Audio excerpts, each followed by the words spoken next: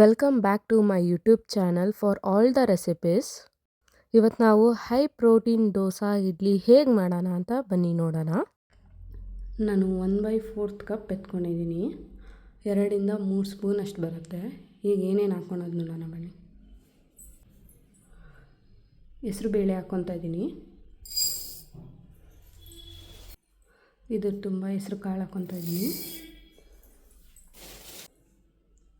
ಉದ್ದಿನಬೇಳೆ ಹಾಕ್ಕೊತಾ ಇದ್ದೀನಿ. ತೊಗರಿಬೇಳೆ ಹಾಕ್ಕೊತಾ ಇದ್ದೀನಿ. ಈಗ ಕಡಲೆಕಾಳು ಹಾಕ್ಕೊತಾ ಇದ್ದೀನಿ. ಚೆನ್ನ ಹಾಕ್ಕೊತಾ ಇದ್ದೀನಿ. ರಾಜ್ಮಾ ಬೀನ್ಸ್ ಹಾಕ್ಕೊತಾ ಇದ್ದೀನಿ. ಕಿಡ್ನಿ ಬೀನ್ಸು ಅಂತಾರೆ. ಕಡಲೆಬೀಜ ಹಾಕ್ಕೊತಾ ಇದ್ದೀನಿ. ಈಗ 1 ಕಪ್ ತುಂಬ ಅಕ್ಕಿ ಹಾಕ್ಕೊತಾ ಇದ್ದೀನಿ.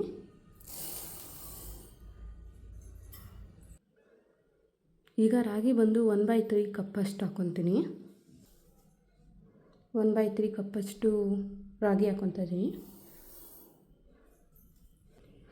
ಈಗ ಬಾದಾಮಿ ಹಾಕ್ಕೊತಾ ಇದ್ದೀನಿ. 3 ಸ್ಪೂನ್ಸ್ ಬಾದಾಮಿ. ಈಗ 1 ಸ್ಪೂನ್ ಆಗೋಷ್ಟು ಮೆಂತ್ಯ ಹಾಕ್ಕೊತಾ ಇದ್ದೀನಿ. ಈಗ ಇಷ್ಟನ್ನು ಚೆನ್ನಾಗಿ ವಾಶ್ ಮಾಡ್ಕೊಳ್ಳೋಣ ನಾವು. ಈಗ 2 ಇಂದ 3 ಸತಿ ಇಲ್ಲ 4 ಸತಿ ಆಗೋಷ್ಟು ವಾಶ್ ಮಾಡ್ಕೊಳ್ಳೋಣ ಚೆನ್ನಾಗಿ.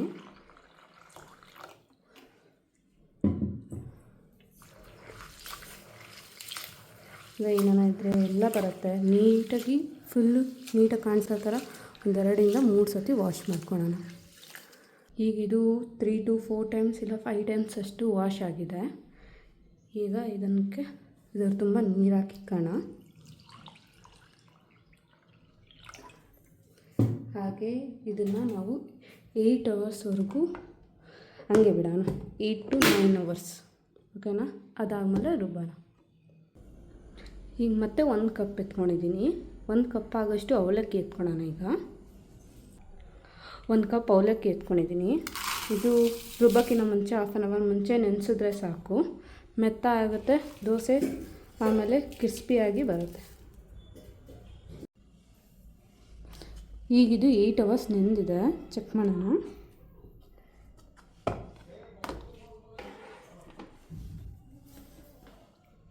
ಚೆನ್ನಾಗಿ ನೆಂದಿದೆ. 8 ಅವರ್ಸ್, 8 to 9 ಅವರ್ಸ್ ಚೆನ್ನಾಗಿ ನೆಂದಿದೆ. ಇದನ್ನ ರುಬ್ಕೊಳ್ಳೋಣ. ಈಗ ಜಾಡ ಎತ್ಕೊಂಡಿದ್ದೀನಿ. ಈಗ ರುಬ್ಕೊಳ್ಳೋಣ. ಫುಲ್ಲು ನೈಸಾಗಿ ರುಬ್ಕೊಬೇಕು. ಫುಲ್ ಫೈನಾಗಿ ರುಬ್ಕೊಳ್ಳೋಣ. ಈಗ ಇದನ್ನು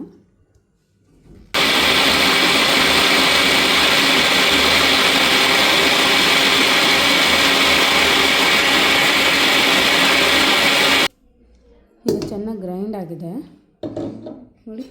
ಫುಲ್ಲು ಸಾಫ್ಟಾಗಿದೆ. ಈ ಥರ ರುಬ್ಕೊಬೇಕು ಫುಲ್ಲು ಫೈನಾಗಿ. ಈಗ ಬಟ್ಲಿಗೆ ಪೋರ್ ಮಾಡ್ಕೊಳ್ಳೋಣ.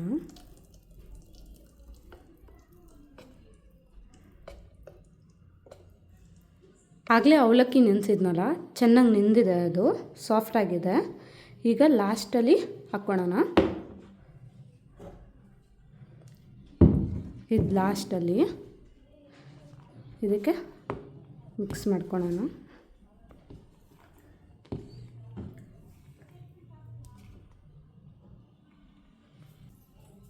ಈಗ ಇದನ್ನು ಚೆನ್ನಾಗಿ ಗ್ರೈಂಡ್ ಮಾಡ್ಕೊಳ್ಳೋಣ.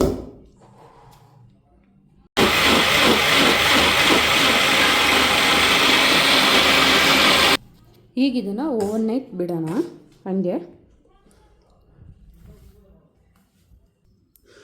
ದೋಸೆ ಹಿಟ್ಟು ನೋಡಿ ಎಷ್ಟು ಹುಳಿ ಬಂದಿದೆ.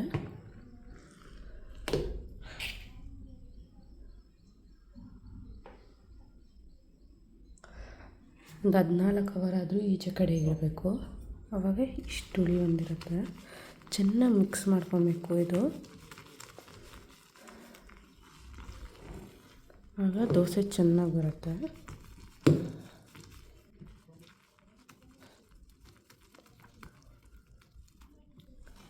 ಚೆನ್ನಾಗಿ ಮಿಕ್ಸ್ ಮಾಡ್ಕೊಂಡಿದ್ದಾದಮೇಲೆ ನೆಕ್ಸ್ಟ್ ಸ್ಟೆಪ್ಪು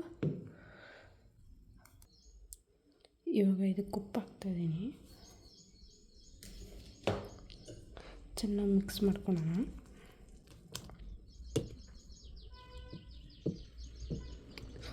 ದೋಸೆ ಹಾಕೋಕ್ಕಿಂತ ಮುಂಚೆ ಒಂದು 5 ನಿಮಿಷ ಬಿಡೋಣ. ಚೆನ್ನಾಗಿ ಮಿಕ್ಸ್ ಮಾಡಿದ್ದೀನಿ. ಹಾಕೋಣ ಈಗ.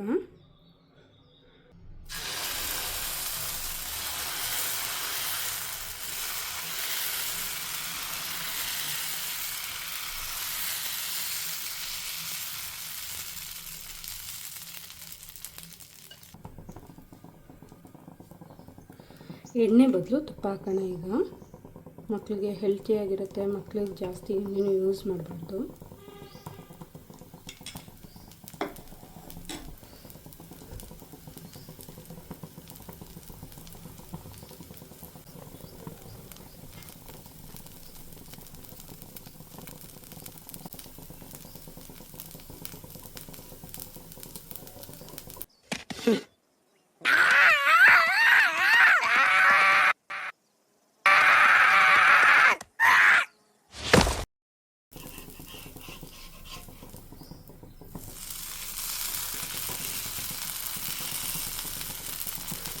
ಸಾಫ್ಟಾಗಿ ಕ್ರಂಚಿಯಾಗಿ ಬರುತ್ತೆ ಇವಾಗ ದೋಸೆ ನೋಡಿ.